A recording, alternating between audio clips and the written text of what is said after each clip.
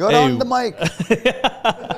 What's up, everyone? It's NeemaNaz. I'm here right now. It's Stupid Neema, episode 5. I got a special guest with me today, all the way from Los Angeles, and he's here in Australia on tour with Theo Von. Please give it up for my boy Amir K, baby. Welcome. What's up, everybody? How you guys doing? Neema, Amir, thanks for having me. Of course, buddy. It's so good to see you in Australia, man. Thanks, man. I appreciate it. How has it been touring with Theo Von? I know we briefly talked about it a little bit, but it's so fun, man. It's like, you know, those you've done some shows that are like the big arenas.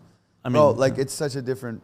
I mean, you've done like with Russell. I opened a couple times, but you get the feeling. But I get it, it's like, bro, it's just another whole thing. It's crazy. Like, you know, I tour clubs, comedy clubs, and you know, all over, 400 seat venues. But then when you're doing like, dude, 9,000, we just did. It's insane, man. Multiple shows. It's a whole nother thing. That's crazy. So it's inspiring to be, and you just get around it, and that energy, and you feel it. It's so cool. And wait, have you done arena shows before, or like? I had done like open theaters, you know, like theater 3,000-4,000, maybe max. But like, dude, to do 9, that's a whole different thing. Yeah, it's a whole different level. The whole different stage setup, the whole different, like the arena, you know, the people are, you know, 100 yards away from you. I know. It's just a totally different vibe. Yeah. But I mean, honestly, I like clubs better, comedy clubs, because it's just that intimate vibe. Right. But I agree. I mean, like, I was actually telling him the other day, I was like, I was thinking of, because we're going on tour next year too.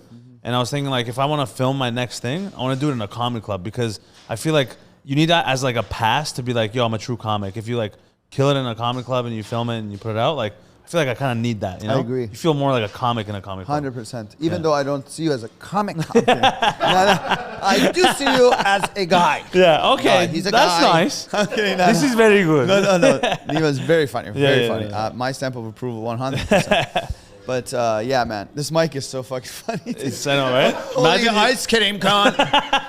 This guy, it's so heavy. You guys don't even know. If you're watching this thing weighs 18 pounds, and he said, "Here you go." If you're a professional, you're gonna have a mic stand. Now, what's the Joe Rogan experience? I went to the gym. My arm's sore. You went to the gym just now? I did, yeah. Me and Theo like wake up. That's the one good thing, like being on the road together. We get to like, you know, like we push each other to go do fitness, and because sometimes, you know, being on the road by yourself is rough. It's lonely. It's kind of, you know, you get in your head a lot. But having, you know, us together is a lot of fun. And Tim, Tim's Theo's great. Tour manager. Bizzle, shout out Bizzle. Shout out Busy. Yeah, Busy. I was actually gonna ask, like, what's your routine on the road with Theo specifically? Like, you guys like do stuff together? We have sex twice a day. After the sex, we like to take showers together. Then we hit the steam room and sauna if the place provides it. Oh my God. After that, back to sex. Boy. We kind of like, whatever, we get to the city, you know, we like to walk around a little bit just to get a feel for the city, which I think is very important. I always tell like comics, get out and go out. Yeah. You know, even when you're in like the clubs, like you have 3 days there, get up and get out. A lot of guys will stay in the room, you know, like bullshit around and play video games in their room. But I think it's very important to feel the city, and then so you have something new to talk about, whether it's the first opening 10 minutes of your act or just so that people know, like, hey, this guy isn't just a robot, you know? That's the So we do that. We go out and just do something, and then we always like to work out maybe before the show just to get a little energy. Fuck yeah. And then hang out maybe after the show, have a nice meal in the green room, and just talk about how the show went. Nice. We work on jokes together. It's amazing. You know, stuff like that. Do you guys still, because you're way further in your career than I am in terms of stand-up, like what we like to do sometimes is like, you know, do some like joke workshops with other comics. Yeah. Like at your level, do you still do that with like, you know, guys like Theo Von and like other comics that you're friends with that are on that level with you? A lot of guys, like, you know, when we're in the comedy clubs together, like you'll be seeing, you know, when you're at the Comedy Store, for example, and you're waiting to go on, and the guys before you is up, maybe, you know, you saw something and you might have a different set of eyes on the joke than he has, or different set of ears, I mean. So when he comes off, you might give him a couple tags. And so I think that's our workshopping at that level mainly. Right. But I don't think it's like, hey, dude, some guys maybe do. I just don't like 3 comics getting together that are at a higher level. Right. Sometimes schedules just don't allow that. So but if you see him at a comedy club and you think like Neil Brennan will do that all the time. Like I'll see him, he'll like, hey, Amir, have you thought about this? He's, you know, like those good writer comics, like will give you something that you never maybe thought of and you could try it out or whatever. Right. Especially a guy like him too. Neil Brennan's a fucking brilliant writer. 100%. So that's what I'm saying. Like you have all these guys and, you know, multiple heads are better than one or whatever. Yeah, but, 100%. Some guys, and I was kind of like that too. Like you have a little bit of an ego about your jokes and be like, oh, you know, I didn't think of it, so I'm not going to do it. And I was like that for years, and I don't know. Yeah. But you know, a lot of guys do that, and Theo and I, like just since we've been here, we've kind of like gone back and forth on like what our takes are, and if he has a premise that he likes, I might just help him elaborate on that, or vice versa. Right. You know, and then that's his stuff, and I don't like open with that anything like that. Okay. You know what I'm saying? Yeah, 100%. And we're on the same show, obviously. Yeah, that's interesting. Like, how did you and him actually meet? Like, I'm just curious. Just through comedy, man. I've known him for almost 15 years. Oh wow, you know, long time. The whole time before he even blew up at all. Like, oh yeah. So like before, Theo was always one, because when I started, he had already been in the game, and just absolutely fun. He's one of the guys that you're like, what the hell? Like this guy should be huge. You know? And forever. And he was like, but that's what I'm saying. Doing these shows with him is so inspiring for me. Because, you know, you feel like you work so hard and you're like, oh, is this the level that you're going to be at? But no, just around the corner is 9,000 seat arenas. You know what I'm saying? It's wild. So it can jump very quickly. It did for him as well. Just one thing is podcasting clips and stuff. They took off, and now you can't look on your phone without having them in your feed. Fact. And you see, you know, and I've seen you do it in Toronto and stuff. You walk around Toronto and you can't even, you know. Yeah. The people are mobbing you, dude. It's like, it's great to see that. And I love to see that because it's like, you know, you've worked your way into that space, and then moving here, starting like again from the bottom somewhere. It's just awesome. Oh yeah, and that's what it takes to become a great comedian, great entertainer. 100%. So I respect that. No, I appreciate that. Yeah. But yeah, dude, we've been friends for years, so this is just easy. Like, you know, even when we're like hanging out, we have stories about guys from years ago that we reminisce about, and it just makes it an easy hang and a fun hang, you know. Damn, that's crazy, man. I had no idea he was like you when you we started. would do bar shows with like 15 people. You and Theo Vaughn. Well, he was ahead of me, but like, but you know, he's he was still like the there. class. Like we're like I think a year or two apart, age-wise. But but like, you know, there's your classes. Like I started comedy at 27. You know, like you're, what are you, 20? I started at 20. Yeah, I'm 29 right now. Yeah, you're 29 now. So like, it was different for me. I was a little older than everybody else. Was like you're, you know, like 21, 24, 25. And I was like 27. So those guys that were my age had already started. So like Theo was already in the game, but then we had the same sensibilities. We were the same age, so we kind of hung out anyway. You know, like that's Santino and Adam Ray. And all those guys, Okay, so you started with Santino and Adam Ray too? No, like I said, those guys were before me, but okay. I easily got. You know, when we hung out, we got along. Because I was like of the same age. You know, Adam Ray, like who else? Jeff Dye, like these guys. You know, Adam Ray's hilarious. He's been doing that on Dr. Phil. Oh my God, it's killing, dude. It's so funny. It's so funny. He has some good ones with Bill Burr that are just so funny. Yeah. Oh, fuck, I gotta see this. I think that one really took it up. Like his show with Bill Burr just like took off. Yeah. That's amazing, man. Have you thought? Actually, I was gonna bring up the fact that the last time we spoke, last time we were together in Toronto. I told you I'd never talk to you again. We had so much fun in Toronto. Toronto was great. Yeah. Those were great shows, man. Yeah. So happy we got to like, you know, do it together. It was fucking, honestly, like, it sounds cheesy, but like, it's like a dream come true for me. Like, just the fact that I get to work with people I look up to and I fuck with.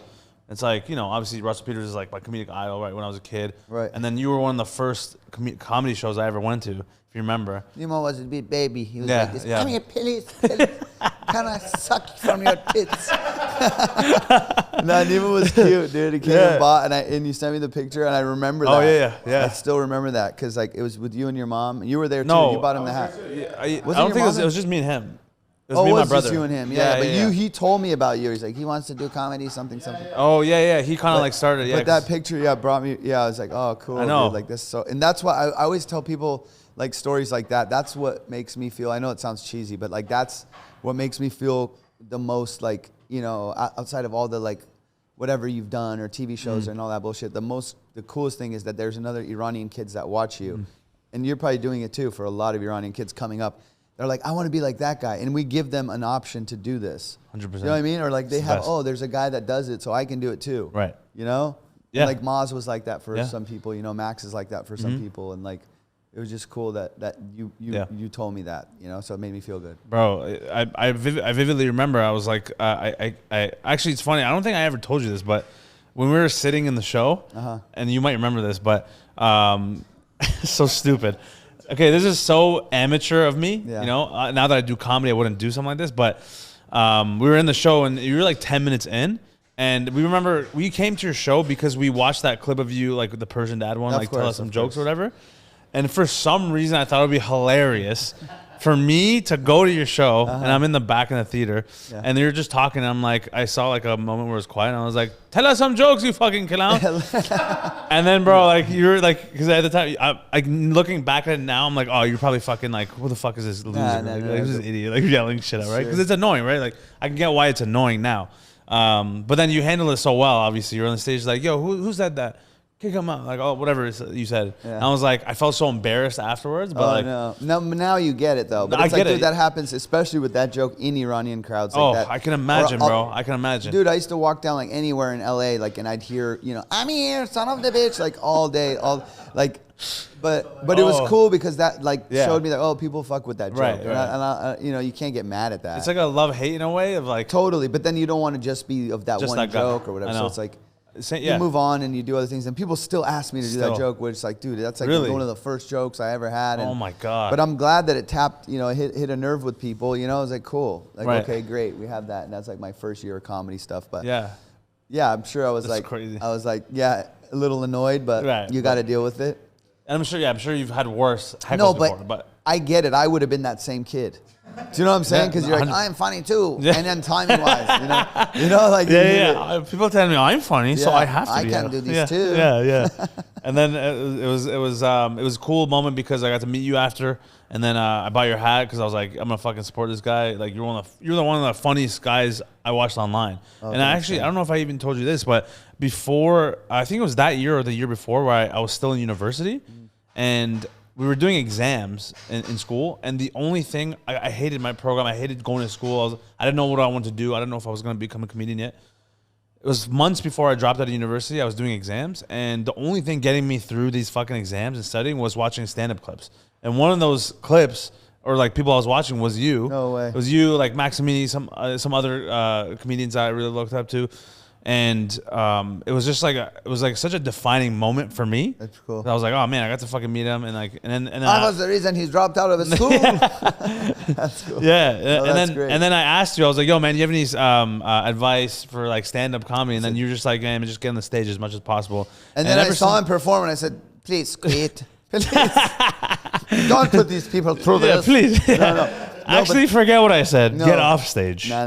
But the advice was probably, and not that I don't want you to feel special or anything, but it's like, no, I know, you know this too, as a comedian that's been doing comedy for a while now. There's no substitute for the stage time. So everyone asks, like, what do I do? And there's Iranian guys, dude. They kind of fucking annoy me. They call, Amir, can I just do it like a few minutes? It's like, dude, it's not like that. Like, I've been going. Like, no, you haven't been going. No, you have to go every single night for like 5 years of whatever before people start to notice you and you start to get funny a little bit. 100%. And then it naturally happens. Like, it wasn't just overnight. Maz took me on the road. It was like, he saw me at the Comedy Store every night of the week. And then finally, like, people started talking about me or telling him, hey, dude, you got to check out this kid. Right. And then he saw me and he's like, hey man, why don't you come to do a weekend? And that was like the start of our relationship, So like, and that advice I give you, I give it to all the guys that are coming up and they always want to know some magic fucking thing. There's no magic, dude. It's like, do it. And if you're meant to do it, you stick with it. And eventually, if you have talent plus the work ethic, it's a wrap. It's a wrap. You're going to do it. You're going to do it, and you're going to find a career in it. And you'll fall in love with it, and it's the best career in the world. 100%, man. I agree. Wow. Honestly, I don't feel special at all because I inherently kind of felt that like it was one of those moments where I'm like, that it is what it is. Like, that's what I like about you, because like you stuck around and you did this stuff, and I like would see you and I would check in, and to the point where in interviews when they ask me like, oh, who is coming up, I always mention you. Thanks. I always make sure to mention you, because I know if they don't know you already, they'll all know you. Because you work that work ethic. Like, appreciate that. The stuff you do with Omid, like having a brother like him is like priceless. I've told you this before. It's like someone that close to you, looking out for you, even though you guys might butt heads.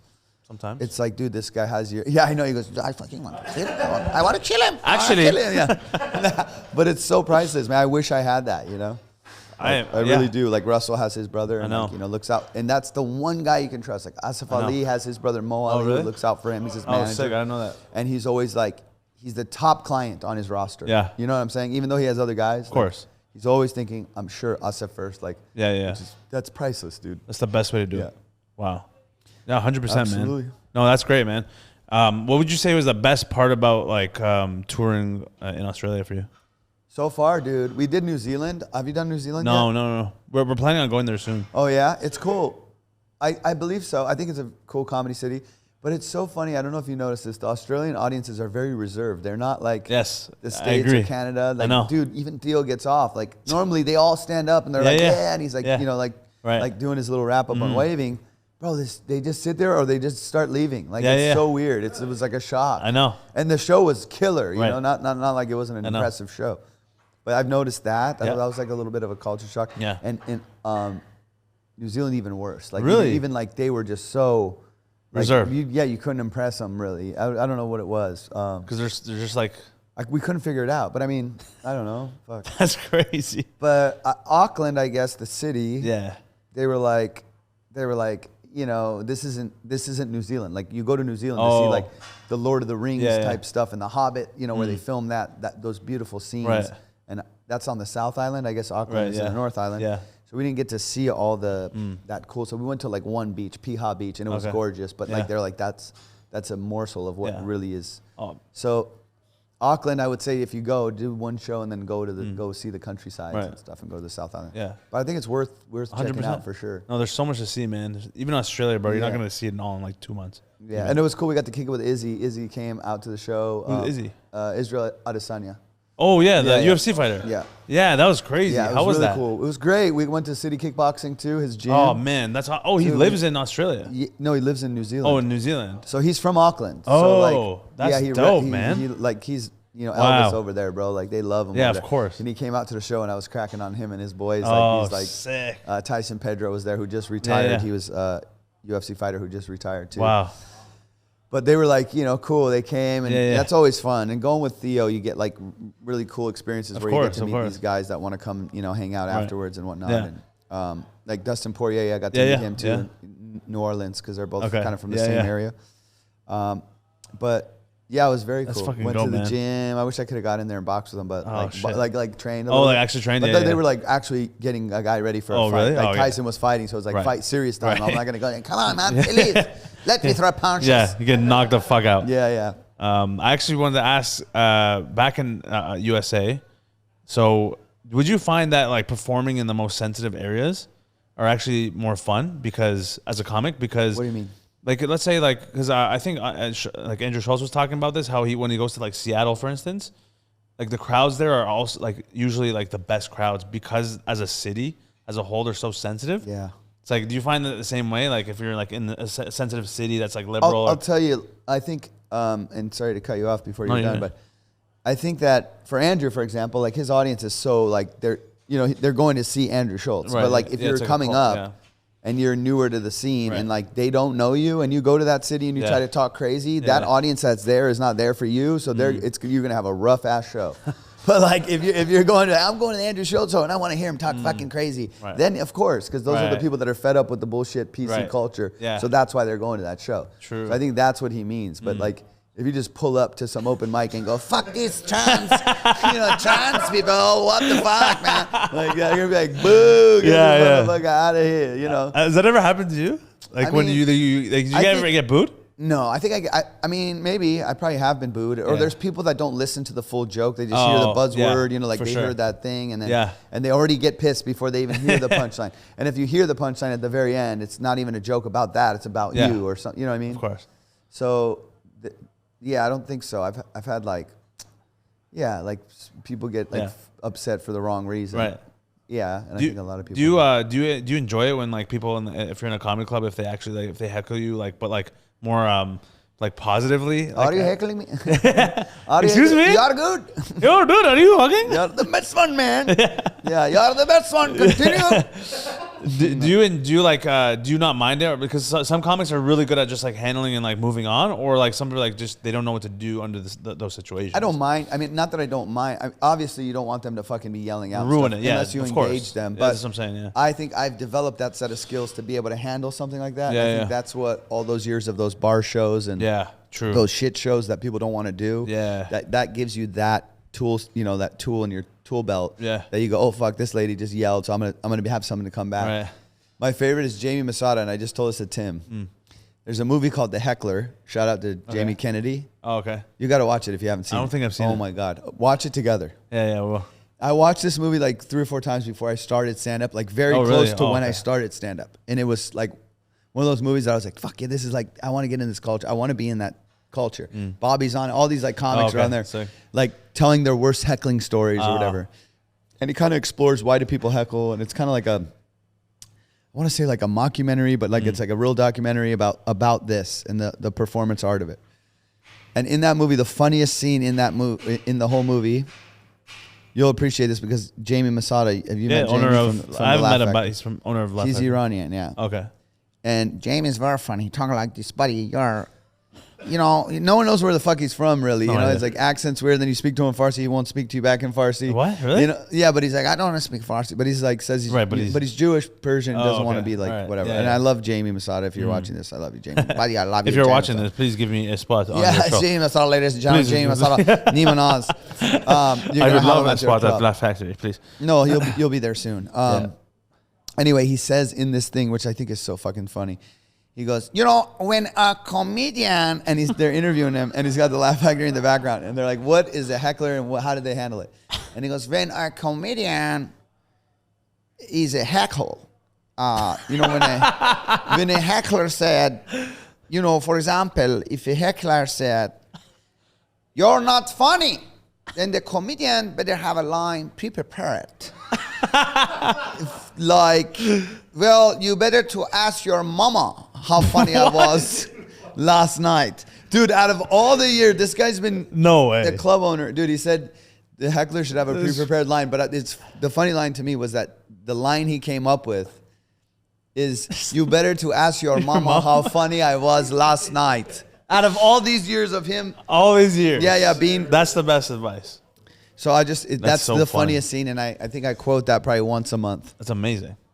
Yeah, you That's gotta, a culture. please watch it, dude. We will. And Jamie Kennedy, I love the guy, and it's funny because like all these guys then became my friends that I watched in this movie. I was like, they're so cool, and and now you're just like homies with all these guys. Isn't that crazy? It's really crazy. It's fucking nuts, man. Bro, just like sitting there with some of these guys, sometimes I'm just like, damn, this is crazy. Yeah, like you're friends with Bobby Lee too. Bobby, like I fucking love that guy, dude. That's I watched nuts. him all growing up, and like, Dude, same. now we hang out and go to dinner after the comedy store all the time. It's like so cool, you know. It's nuts. I used to watch him on Mad TV, bro. Of course. Back in the day. Yeah. One of the first like times I was watching comedy stuff. Now imagine, dude, I'm on the set of the new Mad TV and we're working together on a sketch. I know, Like that was I know. like, what the fuck? Yeah. Like those are those moments you're Right. like, wow, this is so cool. Right. How was that? How was that experience for you? Like when you were doing Mad TV? It was at the awesome, time? dude. It was like, like I said, I watched that even more so than SNL and all that shit. I love Mad TV. Yeah. In Living Color and Mad TV were more my thing than SNL or, Right. like I thought SNL was more for white people, for example. Like At the time, I just was, but I mean, I liked some of the agree. SNL stuff too, like Chris Farley and those guys, David Spade and all those guys were funny. legends. Yeah. But like Jim Carrey on freaking In Living Color, all those guys, like, Jamie Foxx, Damon Wayans. Yep. You know, It's more urban. Like it was more. it was more style, urban, like, and that's what I felt feel connected it. to Yeah. as an ethnic person. Yep. 100%. So like Martin Lawrence and all his show and all Yeah. that stuff. So that's more what I watched. So Mad TV, I felt like was more of the ethnic version of 100%. and more edgier version of SNL. Yeah. So that's why I wanted to get on it. And when I got on it, I was like, dude, this is so freaking cool. And then to work with those guys like Will Sasso, Man, Canadian fucking guy, legend, fucking bro. beast, you know? Yeah, he's so funny. And he's so funny. And then when they would come on, it was just like so cool. And then and I'd known Bobby from obviously doing comedy before that. Yeah. But then he would come on and then we like doing sketches together and just watching how fucking funny he is. Bro. He's just like so cute and funny in a way that like it's next level, Bro, that's a dream come true, man. Like that's what we do that shit for. Yeah. I don't even care about the money, bro. I just want to work with all these people I've always watched. Yeah. That's like nothing beats that. You will. Nothing beats that. And like the fact that Bob Lee was you were in a skit with him and like acting with him is like so many people would fucking die to have that, bro. He's like the one guy, I don't know, out of all the people that people always want to meet the most. Do you know what I'm saying? Like there's all these comics hanging out at the comedy store, but like they're like, do you know Bobby Lee? Like they're always like, do you know Bobby Lee? They want to meet him. That's crazy, man. Yeah. That's nuts. How'd you get on to Mad TV in the first place? Like what was the that process, like because so the casting director for that, like In Living Color was actually gonna do a show. Oh, yeah. Like a reboot as well. Like they were gonna do a reboot and with a whole new cast and all that. And so I was in the running to be a cast member on that show. Oh shit.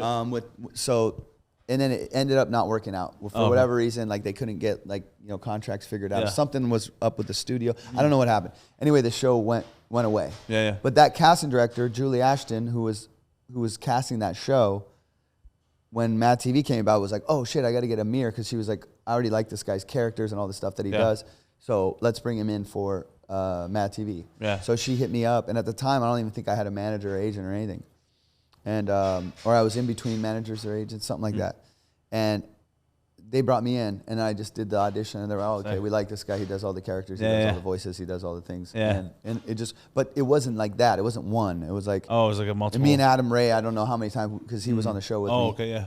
And Adam was a guy, like, we did so many milestones in our career together, you know? And I love Adam like a brother, man. That guy's, he's, you know. He's dope. Yeah, he's dope, and we've known each other for years. That's cool, man. But we must have done, like, I want to say 10, 12 auditions, like, for the show. 10 to 12 auditions? Dude, it was like grueling, because they saw like 3,000 people. Oh, really? Between tapes and seeing people. I don't know. It was like fucking crazy. Holy shit, Because everyone and their mother, when they found out Mad TV was coming back, was like trying to, you know, every sketch player, every like improvisation guy. And then they kept getting whittled down and whittled down and whittled down. And then you do like chemistry stuff and, you know, work with different cast members, but luckily we got on. Right. And it was very cool. What was the audition process like? What did you have to do specifically? Like, we had to do like scenes together, you know, like the improvised scenes, but then they also had sketches that we would do, and you play like the different characters, then you swap, and then you do the other characters just to see how your chemistry was and how you can play along with the other cast members and all that. So it was a little taxing, and then like Adam and I would get together and work on stuff together. Okay, cool.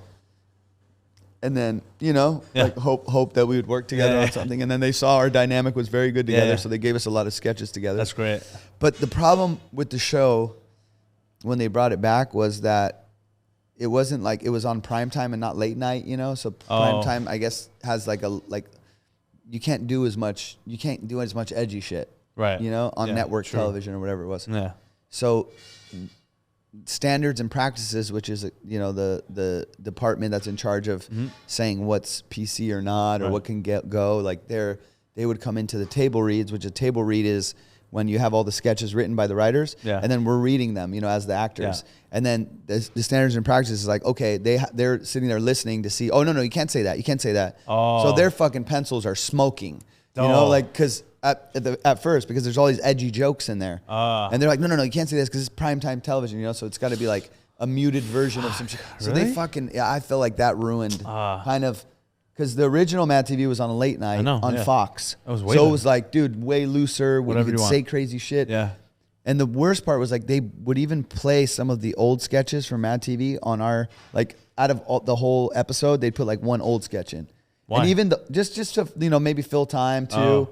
Because like, you know, it's kind of like a shit show a little bit on whatever, some of the production stuff and all that. Anyway, when they would play the old sketch, they would have to cut shit out of the old sketch because it was not. Do you understand? Like to this day and age, it wasn't PC, or it wasn't. They couldn't. Right. You know what I'm saying? Like you couldn't play it anymore. So it was pretty silly. Wow.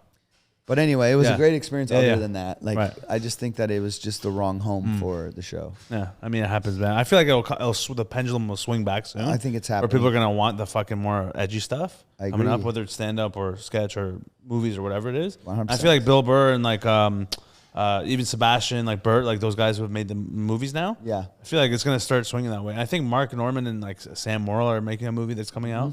Apparently, like those guys are on the cutting edge of that, like Sam and Mark, and I love those guys. They're very funny guys. Yeah. Dude, Shane Gillis. Oh, like, man, I think that guy's one of the funniest guys out there. I don't even know him. Yeah, but like I think he's one of the funniest guys out there. Like his special was probably one of the best specials I've ever seen. Like my brother was telling me, he's like, dude, who is this guy? I'm like, yeah, he's a beast. Right. Yeah, he's crushing it, and he's coming out with a new Netflix series as well. Yeah, and his sketches, like if you look, like for example, a guy like Shane Gillis. It would have been like, that's a perfect example. Like they cut him from SNL. Yeah, but the sad part is, if they would have put him on SNL, his sketches wouldn't have even been probably like, they would probably not even accept his sketches, or they 100%. Would cut them all because how edgy it was. Because if you watch his real sketches that he wants to do that is with no filter, they're fucking hilarious. So funny. Have you seen the Trump one? Yeah. Oh, dude, bro, that's it's incredible. But I'm saying, now with like YouTube and all this, and people don't need a permission from anyone to exist or make the funniest shit ever. Yeah. And I want to talk about this other show that I was on that was the same situation happened. I was actually telling Tim about it. But Tim Robinson, you know this guy? I think you should leave. Yeah, I think you should leave. Yeah. Dude, that show, how funny is that show? Now he was on SNL, and you know, you can't remember like one of the sketches that he did on there, but like his show is fucking hilarious. I know. You know, like they couldn't use him right because his comedy, you know what I'm saying? It doesn't match. Yeah, and so I was telling Tim the other day, he was like, oh, were you on ever a prank show? We're talking about prank shows. But I had done a prank show on MTV. And it's like I always do the show like right at the edge of like, you know, like fucking 20 years ago, prank shows were funny on TV. On TV, yeah. But then YouTube came. And so people are doing like a clown with a fucking chainsaw chasing some guy with a bloody head. Nuts, like, bro. You know, like that's crazy. And I'd watch that over like me on MTV going, hey, you dropped something. Right. You know, like you dropped, no, you dropped a condom. You know, like that, those were our pranks. And they were like, what the fuck? You know, so people were like, dude, this is so muted and bullshit. Right. You know, it's like neutered. I know. So watered down. And that's what happened. Like TV got so watered down. Nobody wants to watch this shit on TV. Even SNL, they're like, SNL hasn't been funny for years. Well, because they fucking made it. There's no teeth in any of the shit anymore. And have you always wanted to do sketch or like more stand up? No, I love stand. Like people always ask me that. Why don't you do SNL? I've never auditioned for SNL or whatever. It's not your thing. Not that, but you know, and I didn't do like Montreal's New Face and stuff. A lot of guys get seen out of that for SNL. True. And, you know, not that I wouldn't be like, oh, I'd, you know, like, but from what I've heard of it and also my experience on Mad TV, like stand-up is my thing, you know, like I just. And you're fucking amazing, because you're just by yourself. You can make up a whole sketch on stage and do all the characters by yourself and fucking do this dope story by yourself. And you don't need anybody else and whatever. And I think, like I said, not that I don't like acting or sketch work and stuff like that. I love that stuff, but I just found the quickest and easiest medium for me to express myself in the artistic way that I wanted was stand-up. 100%. Without wigs and fucking costumes and shit like that. Are you talking shit about my wigs, bro? Yes. No. Shit, bro. No. Stop wearing wigs. No, dude. You know what I'm saying? No, I know. Like, I get you it. know, with the whole ensemble cast. No, I know. To do a sketch. 100%. No, and your stand-up is fucking like, it's so unconventional. Bro, when we did that show, and I was at like Jokers in Richmond Hill or something, you literally came off stage, if you remember.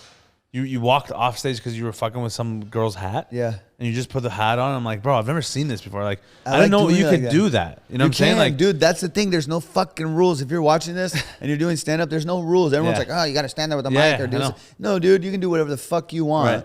Right. And if it's funny, that's comedy. You know what I'm saying? I agree. It's like people always think that. And I think that's why I always was willing to push it, like not to blow smoke on my own ass, but I like to perform in a way that if you come see me 10 times, you're going to see 10 maybe different versions of whatever the fuck I do. Right. You know, it's not always going to like those shows that we did. I don't think I did the same set once. That's true, man. You know, so it's like I don't know how you did that. To be honest, makes it fun for me, dude. I don't want to do the same shit. I'm not like if I want to fucking do the same script, I'd be an actor. You know, like or do a one man show or you know, it's fun for me to like just be like riffing a little and you know have my shit in my back pocket, but also like you can kind of tap into you know. Yeah, that's why when I saw that when you did that, I was obviously it's hilarious, but I'm like, oh man, like it actually opened my eyes. I'm like, well. What's it like? What's that thing that he's doing? But for me, like what can I do that's similar to that? That's like out of my comfort zone. I think you do like when you do your sketches and stuff. Like what I love to see, you guys are having so much fun. Like when you and Mark are doing the sketches, and the people I think like because I like them is the outtake. Oh, the bloopers are the best part. Well, you guys are having so much fun. I know. And it's like when you're laughing, when you two are laughing together, like I'm laughing watching it, and that's cool. Right. And your audience gets an insight of that. And I think you do a way better job of any of that than I do or a lot of guys do. Oh, wow. Because I came from that old school of like, I'm just going to be good and go and do comedy. Yeah. And that's not the wave anymore. Like, I hate to say it, but I thought it was for a long time. And I was like, you know, you saw like no followers, fucking just doing it like club to club to club. I know. And then you just weren't, if you don't exist online, you just don't exist. Yeah, you're not adapting. And so you did a great job of that. And you just keep putting content and just put good shit out. And like you said, like, dude, you just put it out and let, you know, it's like, you never know. Yeah, exactly. And then the shit that you spend the most time on doesn't hit. Thanks, dude. It's so fucking frustrating. Yeah, but then, you're right. It's like always the random shit that blows up. I'm like, fuck, man. Like, but actually, it's actually liberating knowing that. Yeah. Because going forward, right, like throughout my career, I'm like every time I think I need to do an extra take or whatever bullshit, I'm like, nah, man, just it's good enough. I learned that from you, actually. Oh wow. Like you know what I'm saying? Like I appreciate that. Like as much as you think, oh, you got to learn from an older guy. You don't have. You know, I mean, I'm sure Omi's told you this too, but like I think the smart thing is learning from every level. Like I learn from open micers all the time. You know, like some shit I go, oh fuck, like. Or it just reminds you of the basics. You're a true student of the game. That's always, dude. You got to be because like you can learn from a guy like you know above you and also a guy below you, or 100%. A guy that's you know on his way up. Yeah, yeah. Because you know the game is always changing. I know. And that thing of like, dude, I'm such a perfectionist with my stuff that I can't sometimes put Really? stuff You out. are? All the time. Yeah, dude. Really? Overthinker. It doesn't seem like you are. He goes, your stuff is shit. It doesn't seem like. No, you don't. You never seem like you.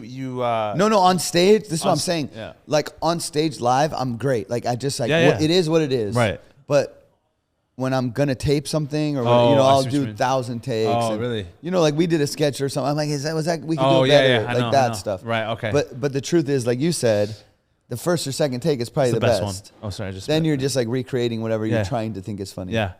No, I mean that just comes with reps, man. Just the same Yeah. with stand up. I luckily can say I have the reps on video for sure, because a lot of people they think, oh man, like I gotta make this the best quality, but like the quality's not up to you; it's up to the fucking market, right? yeah. It's like up to the audience to decide, and that's what makes it easier for me every day. I'm like, oh man, like just another video. Yeah. Like even if this does blow up, what's next? Yeah. You know what I'm You're saying? always moving. You're always got to moving. move. You always got to move. You always got to adapt. And that's what I actually like about you, man, because the last time we actually saw each other in Toronto, this is where I was trying to go at the beginning when I was like, we were in Toronto. I feel like you were still like not posting your videos. And we're like, bro, like you have so much content. You have so much recorded clips. Like, yo, you could crush online. Yeah. And what has happened recently? So Please tell me the story. No, but that's of the what thing. happened. No, but this is the thing, dude. It's like you're right. And my manager told me for years, Yeah? like, Okay. was like, why aren't you fucking putting your stuff? Yeah, yeah. Because I was such an idiot that I was like, oh, I thought like it would happen the old way, where like, Yeah. I'd TV go or- and then yeah. someone would find you Right. or whatever the Yeah. fuck, and then you'd blow up somehow. Like, but that's changed so much. But anyway, I was always like I said, I was like, oh, I have this on tape, but I could do it better. And that's a lesson to be learned for anybody that's doing comedy or anybody that's listening to this podcast at the time, because I'm sure you have a lot of up and coming guys, and probably me and you, a lot of Persian guys that are coming up. Yeah. If you're doing stand up or if you're doing sketch, just put the shit out, because you're always going to be evolving, and that's a snapshot of you at that time. Exactly. So shit that's going viral for me is from fucking 12 years ago. I know. That I did that I'm like, oh fuck, like the dog joke and Bro, like. so funny. No, but I'm Dude. just saying, like, that shit, I was like, Bro. I can't put this out. I want to put it on a special. It doesn't No, bro. fucking matter anymore. Because, like, you're going to make new stuff yeah, anyway. yeah. And then now I'm sick of telling that joke. So Yeah, I'm like, I don't even exactly. want to do it anymore. So There you go. But now it's like, you put that up and like, I was fortunate enough to link up with like a young kid that does the clips and stuff like nice. that. And Yeah, there you my go. boy Bobby, shout out to Bobby U. Yeah. And a lot of guys used him, and he blew up a lot of guys like Ian Amazing. Bagg and like Okay, Francisco sick. Ramos, Yeah. guys that were funny for a long time. Yeah. But just didn't have that little like youthful edge of like putting the clips up and then whatever, captioning it. So he's like, dude, you have all this gold. So this kid, I got with him, and I was already doing clips like with some other kid, and I was like, all right, fuck it, I'm just gonna put the clips out. But he's like, no, watch this. I'm gonna get your fucking stuff, and I'm gonna fucking make it pop. Amazing. And what he did was he just got some of these ones that are like bangers on like YouTube. Yeah. Like, like with 2 million views or 3 million views on fucking Laugh Factory or whatever. I gave him some clips from the cellar, and he's like, oh, this is great. And it's like good quality, a little bit, like good audio. And they're good jokes. They're like good, solid jokes. Yeah. And he fucking clipped them. And then, dude, the first three, just my shit just went. Dude, it went like I think like 3 weeks, I got 100,000 followers. That's wild, in 3 weeks. And then it just kept going. That's and then it was crazy. like, dude, and like, so for like 8 months, I got from 36,000, I think I had. It went to 220, and then now it's like 221. in like Holy 9 bro. months. How- Then I just kind of slowed back down. I don't know, like, I gotta go back to the drawing board. And it's to the point where I gotta sit down and just go through. I have hard drives and hard drives of shit that I just gotta go through and look. Bro, legit. So I just needed a beat to like reset. You know how you get burned out a little bit. Yeah, I get it. I know. And I'll just re-up and do it again. You motherfucker. Please keep posting more. Keep posting it. Do it again. Has that ever happened to you where you burnt out and you had to stop Yeah, doing I mean- all comedy? No, I don't think all comedy. Because, dude, I need to do stand-up or else I feel weird. I feel the opposite, Right. But I don't get burnt out on the stand-up part of it. I get burned out on, like, the clip posting and, Okay, like the social aspect. the social aspect. Yeah. More feeling, because it's, like, you feel like, and I know Theo feels like this, too, kind of, like, he has a schedule for his podcast and when it comes out. Yeah. And sometimes when it's late or he hasn't, like, completely finished the episode, like, he gets a little anxiety about, like, all these people really? want to... Yeah, people want to hear something or they want to see something. And so you feel this pressure of, fuck, I got to put something out. Like with my clips, I was doing it every Monday, Wednesday, and Friday. Right. So, but some weeks you might not have a clip that you thought was good, or you know, like we don't have any in the can. So you start getting a little stressed out. And that I didn't like. I was like, fuck, you know. Yeah. I mean, you have that looming thing of like, and then I realized I'm like, what the fuck? Now you have some people that fuck with you, like they'll wait, you know, a 100%. Week to see your thing. And then it got to the point where I was like, okay, let's do quality over quantity. And I don't know if you know Marcelo Hernandez. Yeah, he's really funny, man. He's so funny. I love this kid. I love By it, the way, I love like stuff, young kid, killer, gonna be a huge star. Oh, he's gonna be a star. Yeah, he's gonna be a huge star, and I love him. Yeah. And so we got along very well. Right. And he's another guy loves Bobby Lee. He's like, man, Bobby Lee's my guy. And so he's on SNL now. Yeah, he's on SNL and he's killing it. And right, you were on the road with him. Yeah, so he, like, I didn't have a weekend or something. He's like, come to San Jose with me. He hadn't been to San Jose. Sick. So I go to San Jose with him just because, you know, fun trip, and we get along very well. Yeah. And I know that club very well. I've headlined it for the last, like, fucking 12 years. Yeah. So I go with him. We have a great time, but he takes my, like, Instagram, and he's like, dude, what the fuck is this? Like, it's too much stuff, you know? And I, like, him and I are totally different in who's watching our shit and who's, you know, whatever. Like, maybe there's some crossover, because we kind of do characters and stuff like that. But, you know, he's a young guy up and coming, and I'm like a little bit older and, you know, don't put out as much content or whatever. And he's on SNL, so he's like with like fucking Kanye one day, and then with Kim Kardashian the next day on his thing. Of course. So mine is like, okay, whatever. But he just like I had like maybe 600 posts, and he just like took it down to like 25. He's like took my phone for 2 hours. What do you mean? He just like deleted a bunch of the shit that wasn't like, didn't have a ton of likes or like. Really? Yeah, and there's just a different approach to what he's doing. You know, he's like, this is your resume.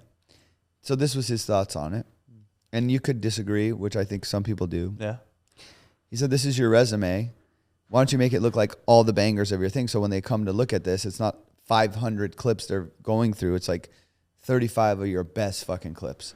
And they're like, oh, I'll follow this guy. And it's not going to be annoying. You know, sometimes you follow a guy and he's posting bullshit. And you're like, and then they unfollow you. They're like, this guy, I don't want this guy fucking inundating my feed with shit. Yeah. So it made sense to me at the time. I tried it. I don't know what happened. I maybe fucking plateaued a little bit with it. So now I'm going to go back to posting more.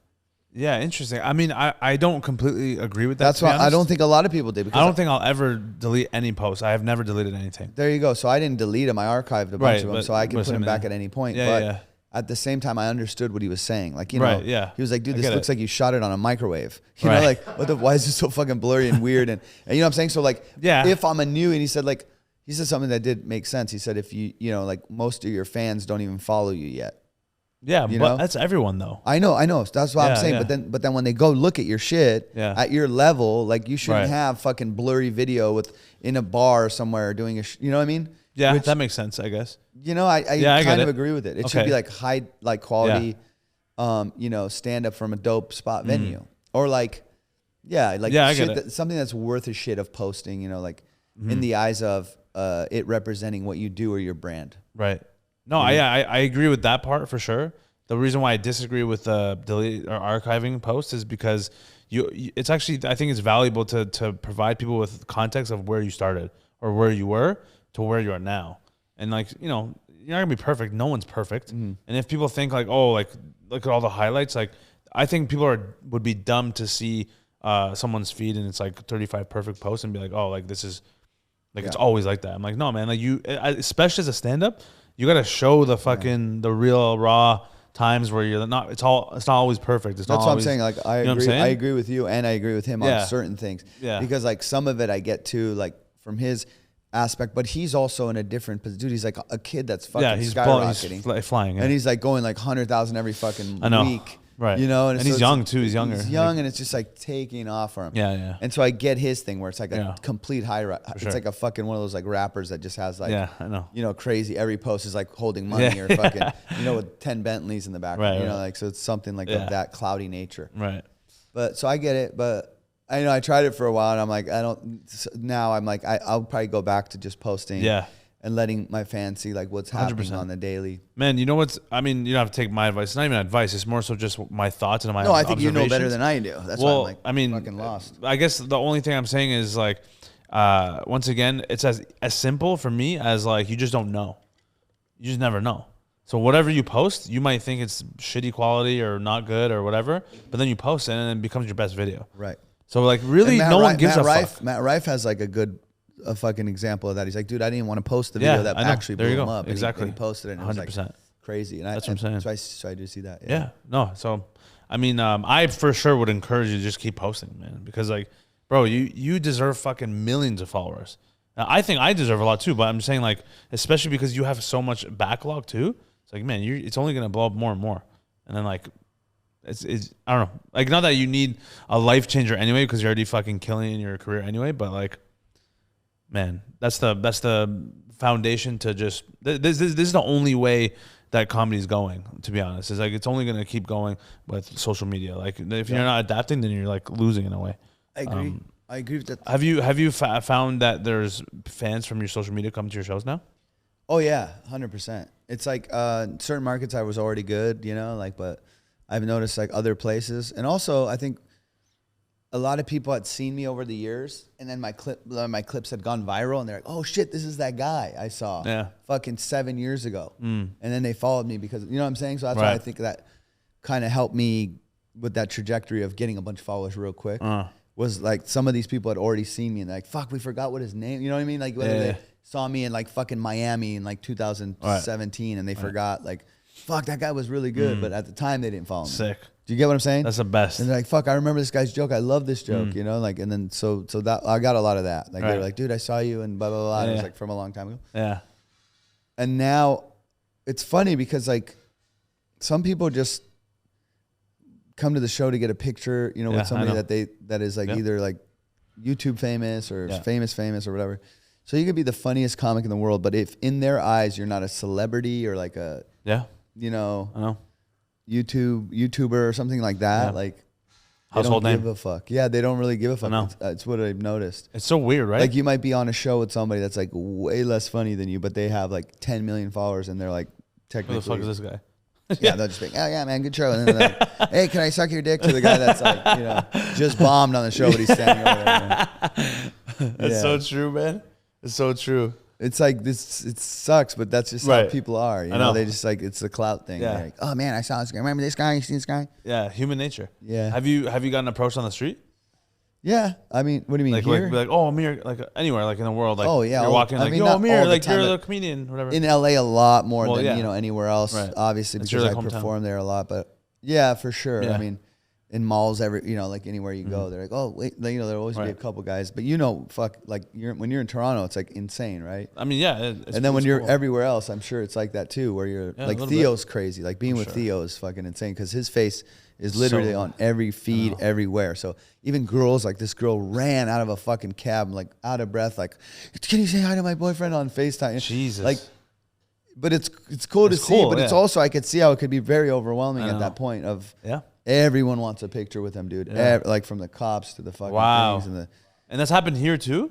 Oh yeah. Like you guys are just walking down the street with yeah, dude. Once people get wind of it, because he's so out of place, you know that like they're like, what the fuck? And then they don't even think about it. But once one guy recognizes, it's over. Then like he's like, hey dude, like it's just, you can just see the fucking domino. The trickle effect. Yeah. Or like when we go to a restaurant. Oh like, yeah, that's for sure. Like we'll sit down and then like one by one, the whole staff will bring, like one guy will bring a water and look at him, you know, and like, you know what I'm saying? They tell each other, like Theo Von's here. So like one guy's like, let me take the fucking bread. You know, like this one guy comes with bread. So you get every one of the staff, like the cook came out. He's like, hey, here's your fucking, you know, yeah. Excuse me, sir, I love your videos. Like, do you need anything? You know, like one by one they come out. Oh my God, Theo Von, I'm huge fan. Are you Theo Von? Are you fucking Metro Booming? Yeah, Metro Booming is a good album, man. Dude, me and this guy go to Toronto. I want to tell that story. Yeah, please tell that story, bro. Dude, so Toronto, if you guys don't know, this is the big man's in Toronto, man. This guy right here is fucking big man Toronto, right? Big butty galfi. This guy, and it was so, like, I loved seeing it because I was like, man, I had no clue, like, how fucking big you are there. And they're like, you like Kevin Hart, man. Like, everybody was coming up, dude. Like, little kids, fucking old people, like, and they all wanted a picture with you. And it was very cool, but then we go to the club. So we go to the club. And he's homies with the DJ, and then so we're behind the DJ. Me and Neema are behind the DJ, and we're having a great time. You know, like guys are bringing us over shots, and we're just having drinks and like dancing in our own little area. And then like at some hour, like it became very coked up vibe. Like everybody was on coke, and then like it was like these Indian guys that came. bro. And they were chatty. And if you know anything about cocaine, you want to just talk and like, they go, come here, man. You are the DJ. Tell them, have you heard that Metro Booming album? Is an album, dude. Metro Booming.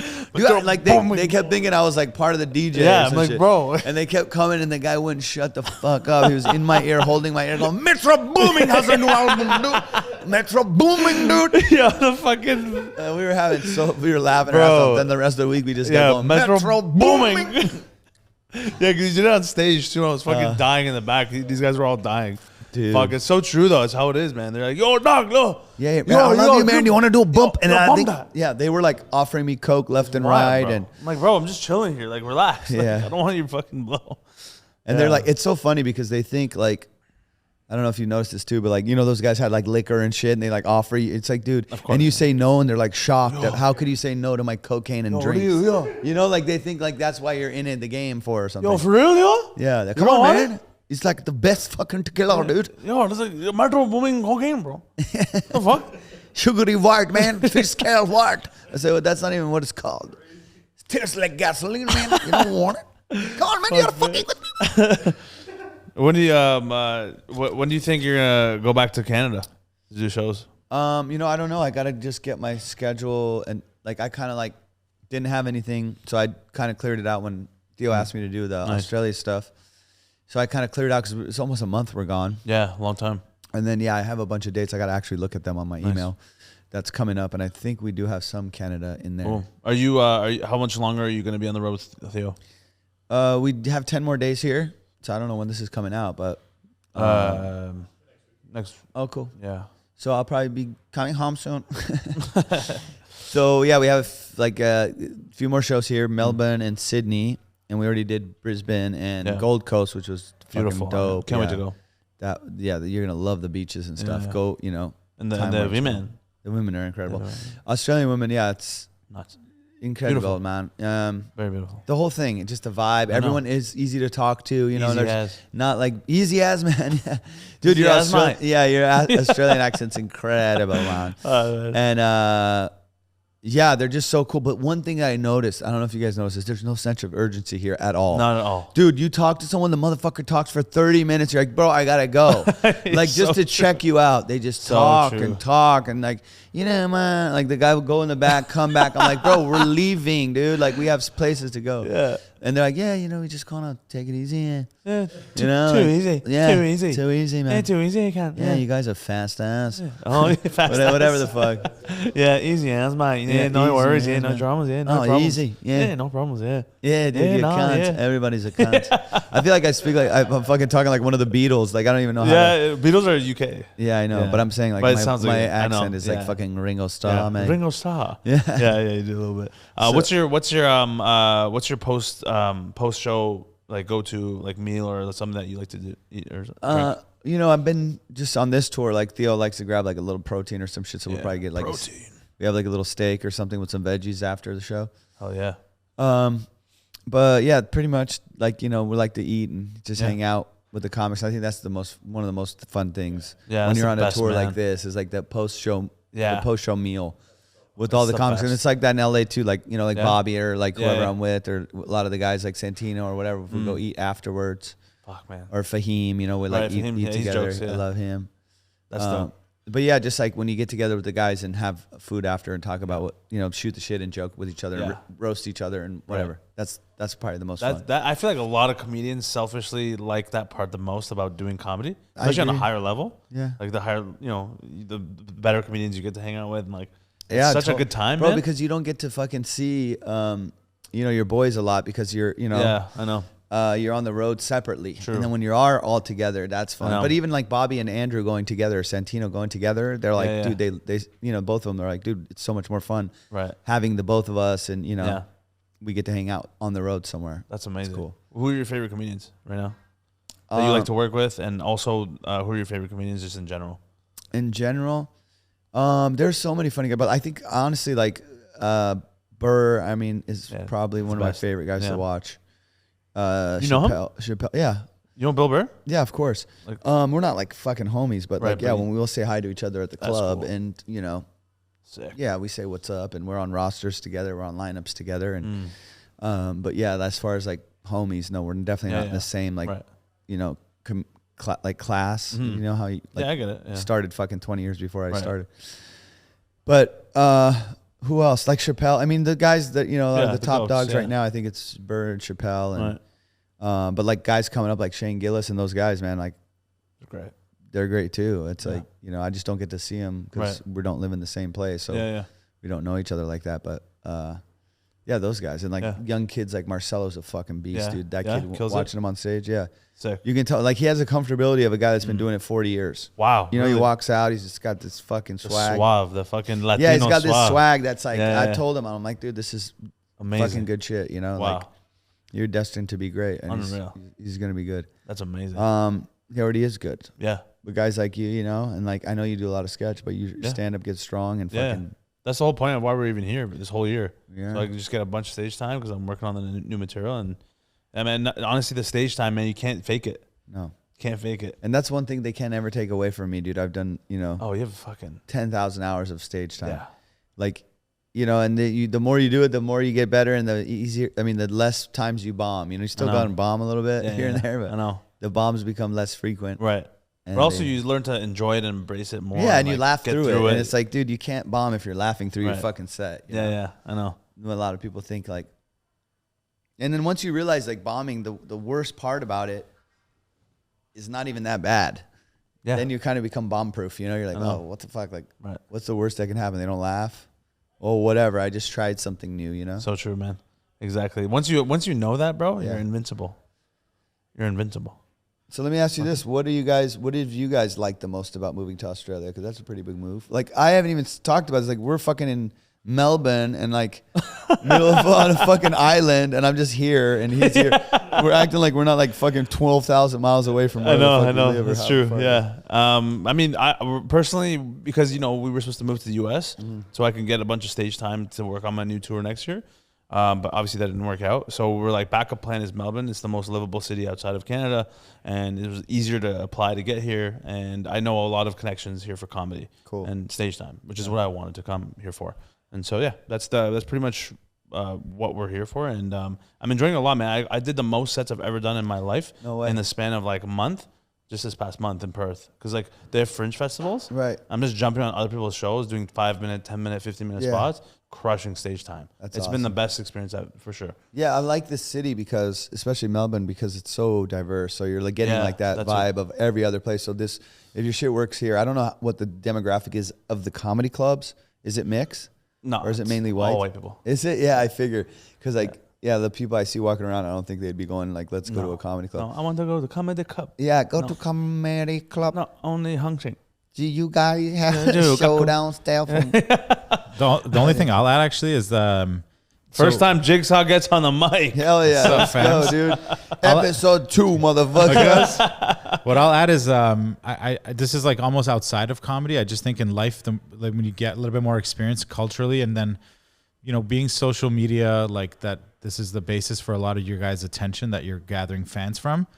I think being out here and going to other parts of the world where your fans are allows you to connect with them and like understand their culture a bit better, because his end goal, and I'm assuming your end goal in most comedians, isn't just to like, you know, do tours in the US, for example. Although the US is the mecca and the pinnacle, I agree with that. You know, we've seen now Moz or Russell or all these other comics that at least we're looking up to, like they're frequently doing shows in Middle East, right? They're going to Australia. They're going, even Theo Von, right? Like, dude, yeah. I mean, so I just think it's cool. And once you realize you're bigger than just wherever you're at, like, dude, you have fans everywhere. You know what I'm saying? So why not tap in here and then get like this whole thing? Maybe not stay here too long because you don't want to become that guy. And you're only doing fucking references to fucking whatever, fish and chips or whatever. FIFO, tradies, mate. Yeah, whatever the fucking thing is. We're having brekkie. Whatever the fuck this shit is. Yeah, arvo, smash arvo. Yeah, smashed arvo with a little bit of tomato sauce or whatever the fuck they call ketchup. Flat white? Yeah. You know, so like all your references become that. Then you just become a fucking tool bag for this place.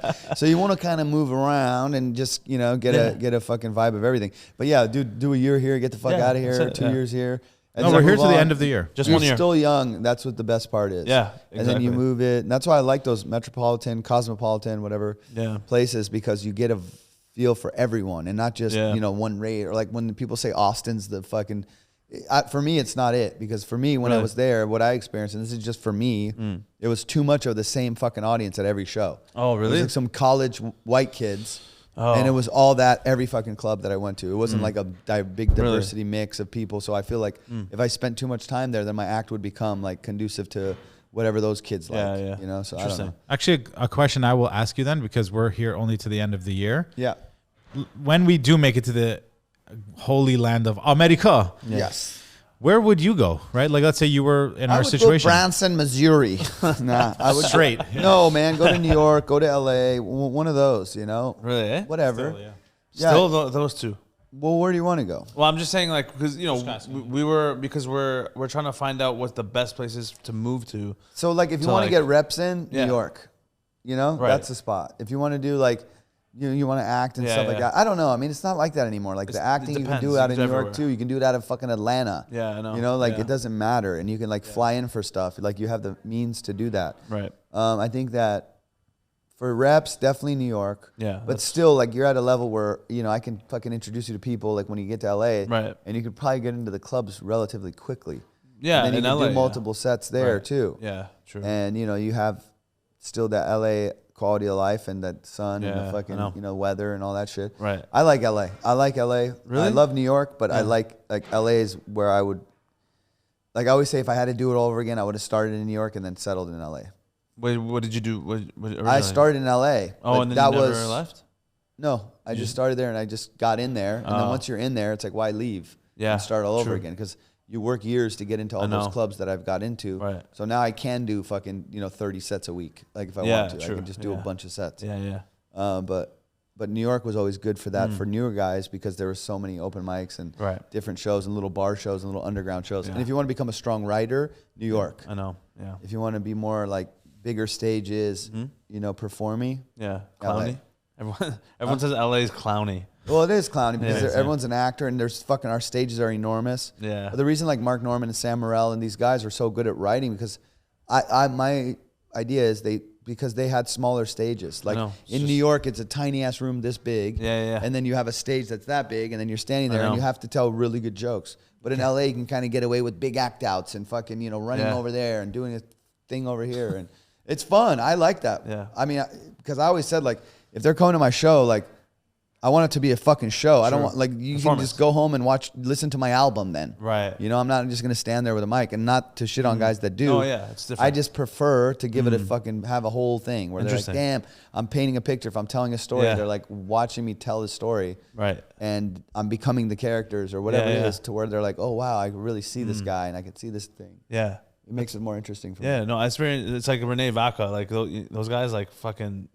They take up the whole stage. Yeah, like, you're using the stage. wild. It's like going to the audience, grabbing a guy. You know, it's like it's fun. That's it's fun. to It's me. fun. Yeah. But you know, I agree. I'm more do of that, and then there is to say like, oh, they go like, oh, well, it's compensating for not writing, which it could be. Sure. Sometimes, I do some fucking physical stuff that helps me because the joke isn't. If you just read my jokes, people would be like, "Oh, this is not funny," But then you. But that's what the physical comedy's for, though. That's what I'm saying. But then that is also what makes it unique to you. Yeah, exactly. Like I have to do the joke because you can't do my joke. Exactly. You're not going to do it like me. Exactly. Like, why do you think Sebastian's so right? Famous? If you did his jokes, if you just said his jokes. Yeah. Nothing. You're not laughing. Look at this guy. Why are you wearing those shoes? Can you believe it? Like if you just in the house. Yeah. Can you believe it? You're wearing shoes in the house. Cheese, beans, peppers. This sounds horrible. Right? But cheese, beans. You know what I'm saying? Yeah. It's so different. Gonna go out there.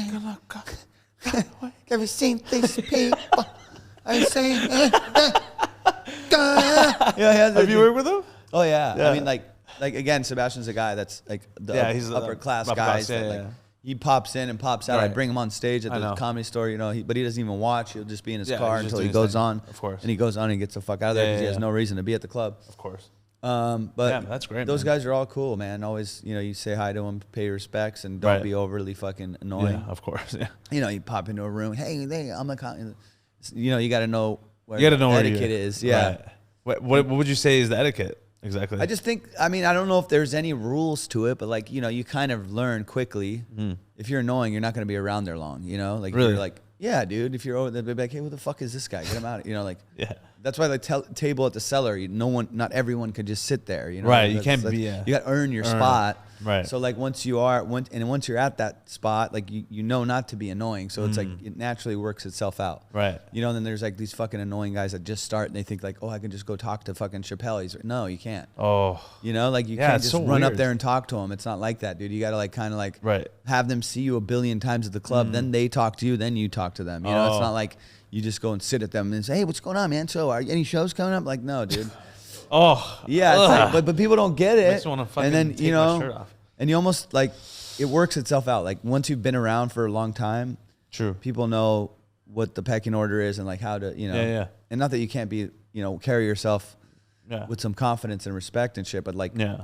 But know yourself and know you can't just jump into self-aware. a conversation with guys that have been doing it for 40 years, and then you jump in as a 2-year guy and go like, hey, let me tell you my 2 cents. I go, What the fuck is this guy, bro? yeah, because the thing about comedy is we're in a profession that the guy that just started is maybe on the same stage with the guy that makes fucking $50 million a year. Yeah, literally. Do you know what I'm saying? A guy that gets Literally, paid in bro. nachos is on the same show with the guy that Literally, gets bro. paid $50 million, Literally, yeah. and they're sitting maybe in the same green room. I know. It's And wild. then now that guy, like, you know what I mean? You got to know, like, hey, dude, I Yeah. can't just go and fucking jump into this thing with these guys. so And they've been true. doing it for 30 years longer than me. Yeah. And then that's what I think is so important to comics too, to have your class. Like, you know, like Yeah. I'm talking about like the guys you came up with and the guys that you like kind of watch each other and you learn from and sure. in the beginning. Yeah. And then of course you kind of like, it fluctuates. Like, oh, Right. you might hang out with the 15-year guy and you Right. know, you might hang out with the lower level guy, Right. whatever. Not that there's a rule on that, but But it just depends on like how good you are too, right? Yeah. Because if you're actually a good comic, yeah, and if you're like crushing, 3 years in and you're like fucking like Killing your it? levels like, Right. and everyone recognizes right, that, people then they're will like, they'll fuck with you. yeah, they kind of let you in the Yeah, fucking they'll let you in hang a little bit. They're like, not too But you gotta- fast, bro. You got to earn it Right, all. Yeah, you gotta earn it. So you're saying like I can't like, let's say I'm at the Laugh Factory, I'm in the green room, Yeah. whatever. I'm on the show, same as Adam Ray or But something. there like you that. go. So here's the deal with that. Like another guy, actually, Joe. He just opened for us in Damon. Joe Damon. I don't know if you know. Joe him. Damon, no. Very funny guy out of New Zealand. Okay. He just opened for us. Yeah. And I actually don't even want to tell his story because I don't think he wants. Oh, He doesn't okay. want me to tell. But anyways, there was a Right. comic in the green room. Yeah. And Bill Burr was there, and he goes up to Bill Burr, and mind you, like he's been doing comedy for a few years now, like 5-8 years, something Yeah, like that, yeah. I think. But Bill doesn't know him, and neither Right. does that other comic. Of course. So in their frame of reference, we don't know you. Oh. So he said in New Zealand, yeah, you could just walk up and talk to anyone, and I get it. Yeah. Like you all have respect for each other. Yeah. But it's not like that in the States. Like No. I got to have seen you, or I got to know you. Like all the New York guys I know, and Right. they know of me, or like whatever. The guys that are Right. at the same level. Yeah. So if they came in the green room, we go, oh, what's up, man? You might shoot the shit and talk. But like a Right. guy they don't even fucking know, you can't just walk up and be like, and interrupt the conversation to Oh, get into a even conversation. worse, So he dude. just kind of interrupted those Bill Burr and the other comics' conversation. Oh no. And he just like was like, hey, Bill, what's up, man? Like in the middle of their conversation. And then the other guy got a little pissed at him. And he went to shake his hand. And the guy was like, oh, what? Because, and then so I was explaining to Joe that, oh, this guy doesn't even know, how long you've been, maybe he thinks you're an open micer that Yeah. is overstepping their, Yeah. Yeah. whatever. It's just like you can't just pop in and fucking do that when Right. two guys are talking because that's our office. You know Yeah, what I'm saying? true. So it's like the new guy in the office coming in fucking walking into your office, like Right. the boss's office or whatever, Oh, and going, okay. "Hey man, what's up, guys? What are you guys going? What are you having for lunch?" Like that would never Right. happen. Damn. But like I said, we're in a profession where the highest paid guys I know. or the top dogs are right there with the fucking lowest level Yeah. guy at the same club, hanging out at the bar, maybe. That's so true, man. Yeah. Wow. That's a good way to look at it. Actually, the boss and the new guy. Something true. like something like that. Similar, Not yeah. to say that they, yeah. Yeah. It's just like a unspoken rule in a way. Right. And then you figure it out once you've been Right. doing it. So Exactly. I think that's what, yeah. True. Yeah. I guess we'll just wrap it up with. I usually ask one more question, to wrap it up the episodes with my guests. I guess my question to you would be, what is something you wish you knew when you first started doing comedy that you know now? That, let me think about this for a second.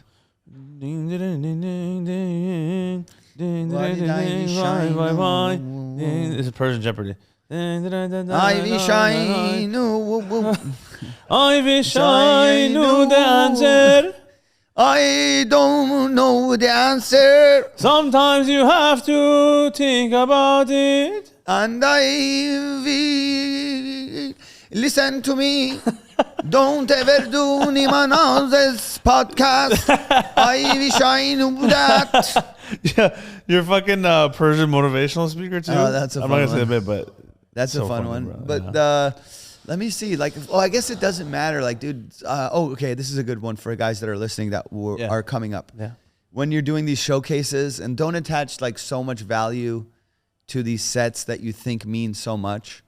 Do you know what I'm saying? Like, I'm saying like a showcase set, for example, like where you're in front of industry or something. A lot of guys will fuck themselves over, which I did too. Like where you attach all this value to this 1 5-minute piece.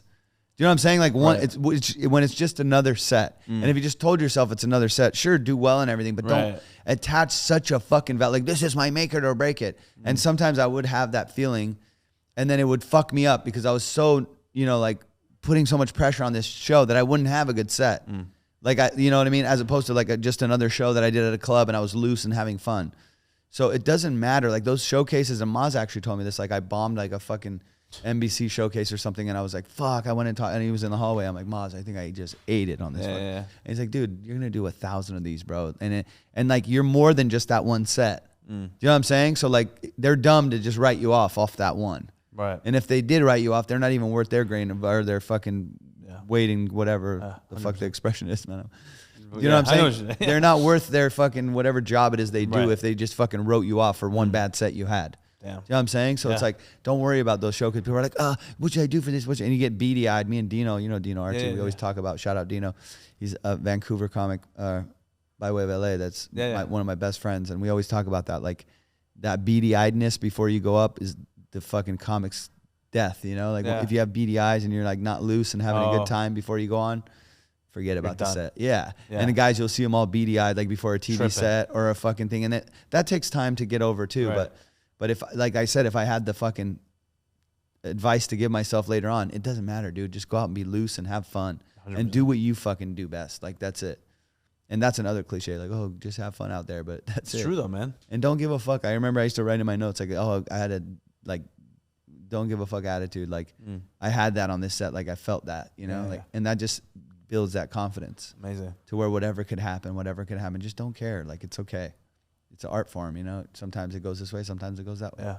I really needed that, actually. Yeah. And so it's not that precious, dude. Yeah. And for a guy that's so perfectionist on if I'm putting something out, when I'm on stage, I'm free, you know? Right. And that I think that's where I like to live. Yeah. That's great. That's great advice, actually. I actually really need that because even for me, like recently something like that happened to me where like I bombed hard and like some people were saying like, oh, this guy bombed and like, you know, don't book him or like, is he bookable? I'm like, I was tripping about it, honestly, because like I'm only human, right? Yeah. But then after a few days, I thought about it. I was like, man, like it's not just because I bombed one set, like that means I'm shit or like whatever it is. I'm like, nah, man, like I'm just trying new shit. It's a process. Right. And I quickly got over that. And you're literally confirming it right now. Absolutely. With what you just said. So. And your reputation in the game, like, you know, guys will know you're funny just right. They can tell. By the reps, like by the rep. Yeah. So I've done so many shows that like if someone catches me in a room, right, they're gonna have seen me at least do well at some, you know, at some point. So they go, oh, this guy's got chops. Exactly. And a guy that really, or a girl that knows comedy or like, you know, like I'm talking about industry types, if they're fucking idiots if they can't, like those guys can watch for 5 minutes and go, this guy's got it or he doesn't, even if you're bombing. 100%. You can tell if someone's good by bombing. Yeah, exactly. So your job is just to get so good that you just look confident in whatever the fuck it is you're doing, whether you're bombing or not. It's facts. Facts, man. Facts. That's for booming. Big facts. Big facts. Big bumper clap. Well, thanks, man. I appreciate it, man. Thanks for coming and do the pod. That was fucking great advice. Yeah, if you have anything to plug, please let the viewers know what you got going on coming up in your socials and everything. Yeah, well, you guys can find me. I don't know when this is coming out, like I said, but if you want, find me on Instagram, or all my socials are pretty much at Amir Comedy, AMIR, and then comedy. My website is amircomedy.com. We'll always have my dates on there, my YouTube videos. I'm starting my podcast back up again. When you're in LA, you got to come do it. Fuck yeah. My boy. Let's go. So yeah, that's it, man. Find me on there at Amir Comedy, and I would love to see you guys at a live show sometime. Amazing. Thank you guys for watching this. I appreciate you. This has been Amir K, episode 5. Thank you so much, and we'll see you next time on A Stupid Neema. Bye. Bye. Take care. Good night. Okay, everybody.